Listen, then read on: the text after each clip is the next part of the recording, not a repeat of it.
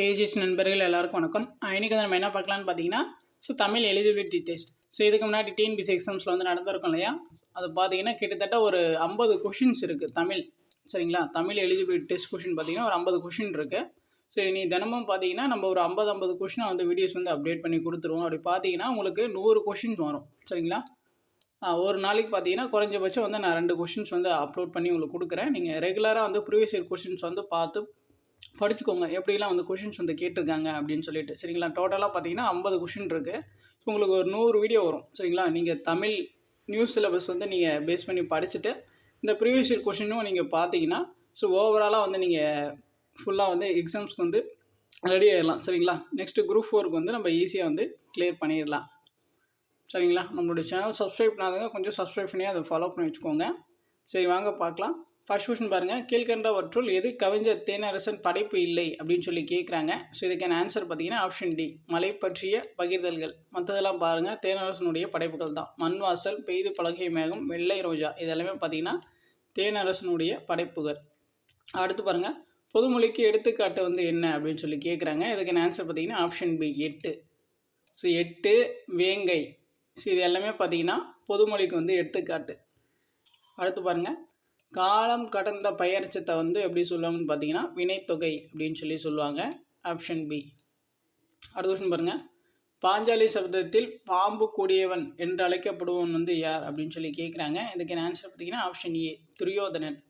நமக்கு சிலபஸில் out of இருக்கிற மாதிரி இருக்கிறத நம்ம பார்த்துக்க வேண்டாம். நமக்கு நியூ சிலபஸ் ரிலேட்டடாக இருக்கிறது எல்லாமே பார்த்துக்கோங்க. சரிங்களா. அடுத்து பாருங்கள், காந்தியடிகள் தமிழகம் வந்த போதெல்லாம் அவரது மேடை பேசினை மொழிபெயர்த்த பெருமகனார் யார் அப்படின்னு சொல்லி கேட்குறாங்க. அதுக்கான ஆன்சர் பார்த்தீங்கன்னா ஆப்ஷன் சி, திருவிகா. அடுத்த கொஸ்டின் பாருங்கள், 1854 திராவிட மொழிகளின் ஒப்பிலக்கணம் என்ற நூலை எழுதியவர் கேட்குறாங்க. அதுக்கான ஆன்சர் ஆப்ஷன் டி, கால்டுவெல். எந்த வருஷம் எழுதினார் அப்படின்னு சொல்லிட்டு பார்த்துக்கோங்க. அடுத்து பாருங்கள், நாடு மொழியும் நமது கண்கள் என புகழ்ந்துரைத்த கவிஞர் யார் அப்படின்னு சொல்லி பார்த்தீங்கன்னா பாரதியார். அடுத்த கொஸ்டின் பாருங்கள், உழைக்கும் மக்கள் தம் கலைப்பை மறக்க பாடும் பாடல் வகை எது அப்படின்னு சொல்லி கேட்குறாங்க. அதுக்கான ஆன்சர் பார்த்தீங்கன்னா ஆப்ஷன் ஏ, நாட்டுப்புற பாடல். அடுத்து பாருங்கள், பகை என்னும் பொருள் தரும் ஓரெழுத்து ஒரு மொழியை தேர்க அப்படின்னு சொல்லி கேட்குறாங்க. தூனா பகை. இந்த மாதிரி தான் நம்ம பார்த்துக்கணும். சரிங்களா. அடுத்து பாருங்கள், தவறான ஒளி மரபு சொல்லி தேர்வு செய்க அப்படின்னு சொல்லி கேட்டிருக்காங்க. இதில் பார்த்தீங்கன்னா புறா குளரும் அப்படின்னு சொல்லி கொடுத்துருக்காங்க, அது தவறு. புறா பார்த்தீங்கன்னா குணுகும் அப்படின்னு சொல்லிட்டு வரணும். புறா குணுகும். குயில் கூவும், அது சரி. மயில் அகவும், அது சரி. கிளி பேசும், அது சரி. அடுத்து பாருங்கள், ஒழுவு பற்றிய பழமொழியை தேர்வு செய்க. சரிங்களா, நமக்கு பழமொழியெல்லாம் பார்த்தீங்கன்னா நமக்கு பழமொழி நான் ஒரு புக்கில் இருந்து குரூப் 2A மெயின்ஸ்க்கு கேட்டிருக்காங்க. அதனால் நம்ம சிலபஸ் ரிலேட்டடாக நமக்கு எதெல்லாம் தேவையோ அதெல்லாம் நீங்கள் பார்த்து வச்சுக்கோங்க. இல்லைனா நீங்கள் தனியாக நீங்கள் நோட் போட்டு கூட எழுதி வச்சுக்கோங்க. சரிங்களா. உழவு பற்றிய பழமொழி எது அப்படின்னு சொல்லி பார்த்தீங்கன்னா ஆப்ஷன் ஏ, அகல உழுவதை விட ஆழ உழுவதே மேல். சரிங்களா, பழமொழியெல்லாம் பார்த்து வச்சுக்கோங்க. ஏன்னா நமக்கு புக்கில் இது கிடையாது. அதனால் ப்ரீவியஸ் இயர் கொஷினில் இருக்கிறத நல்லா பார்த்துக்கோங்க. அடுத்து பாருங்கள், கூடா நட்பு கேடாய் முடியும் இப்பழமொழியால் நாம் அறிவனவற்றை தேர்க அப்படின்னு சொல்லி கேட்குறாங்க. கூடா நட்பு கேடாய் முடியும் இப்பழமொழியால் நாம் அறிவனவற்றை தேர்கன்னு சொல்லியிருக்காங்க. கூட்டு ஒன்று பார்த்தீங்கன்னா தீயவரோடு கொண்ட நட்பு துன்பத்தில் முடியும்.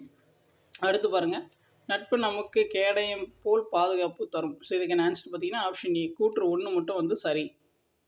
அடுத்து பாருங்கள், நும்மனை சிலம்பு கலியி அயரினும் எம்மனை வதுவை நல்மணம் கலிக இவ்வரிகள் இடம்பெற்ற நூல் எது அப்படின்னு சொல்லி கேட்குறாங்க. இதுக்கான ஆன்சர் பார்த்தீங்கன்னா ஆப்ஷன் பி, ஐங்குறு நூறு.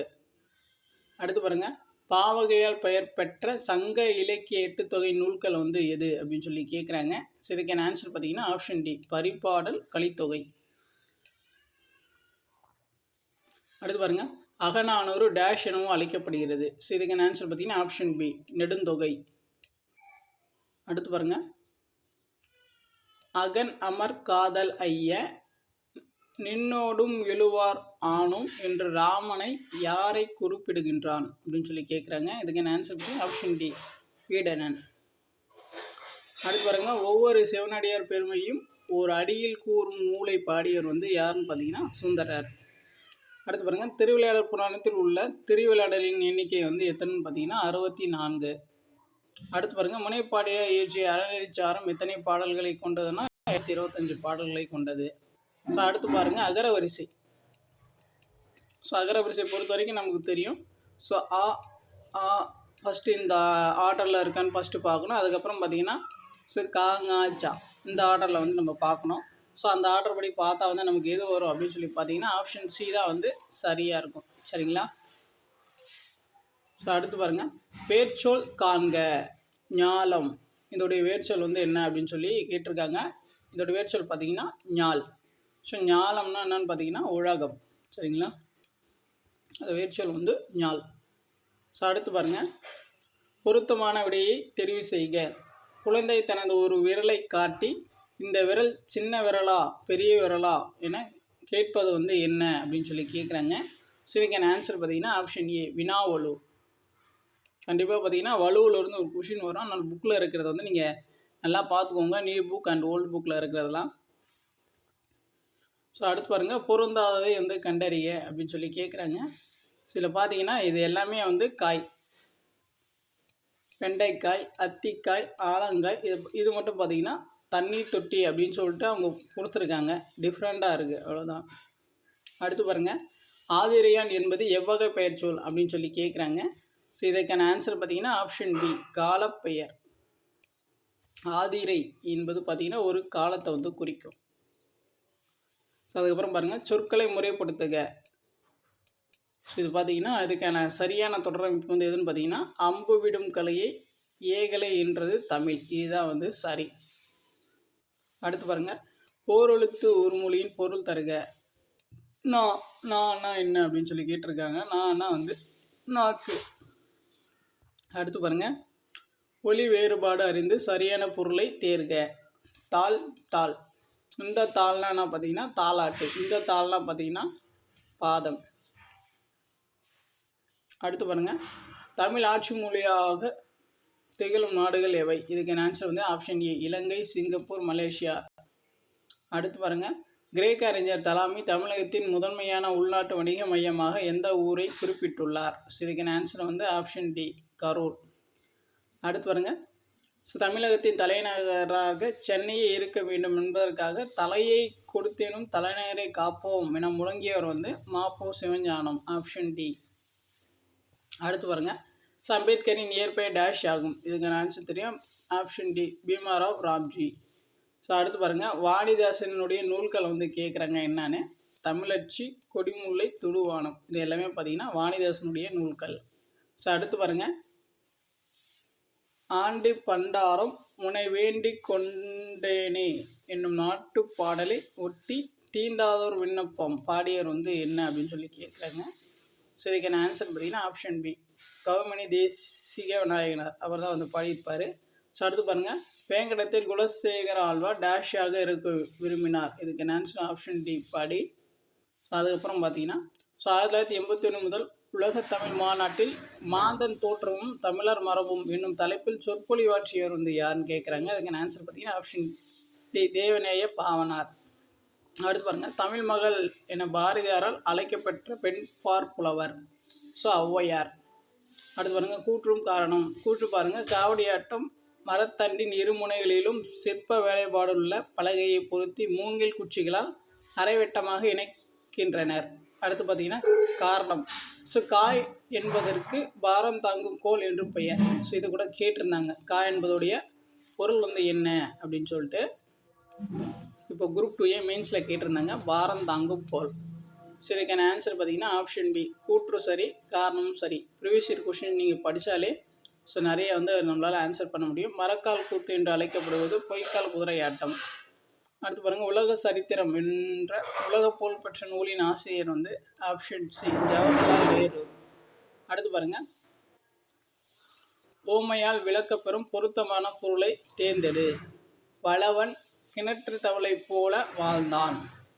கிணற்று தவளைனா என்ன அப்படின்னு சொல்லிட்டு அவங்க பொருள் வந்து கேட்குறாங்க. ஓமையால் விளக்கப்பெறும் பொருள் வந்து கேட்குறாங்க. இதுக்கான ஆன்சர் பார்த்தீங்கன்னா ஆப்ஷன் சி, வளவன் குறுகிய அறிவுடையவன் ஆக வாழ்ந்தான்.